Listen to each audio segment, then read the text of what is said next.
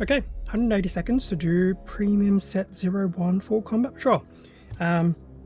Extra item as part of subscription. Basically, I also get a Brutalis, Dreadnought and a Hive Tyrant on top of everything else that the channel has covered.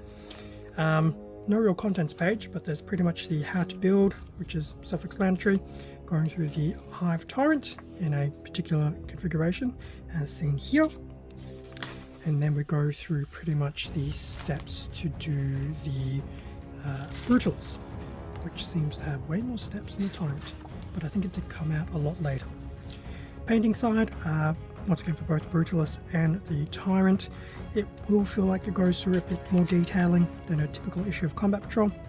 So base coating, shading and highlighting side.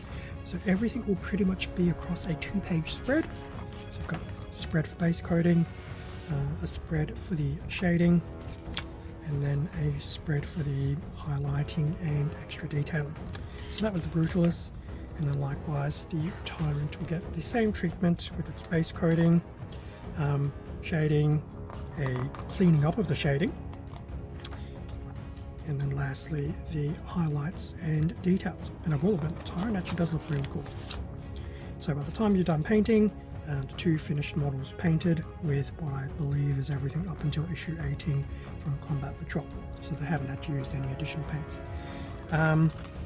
What a parade ready Brutalis Dreadnought would look like with that particular weapon configuration.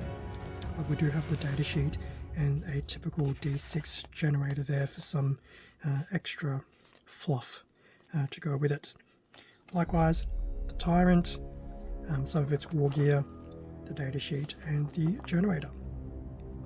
The datasheet will be important soon enough. Quick mission, Sworn Fury. So it's actually nice that has included, and that's pretty much the mission objectives.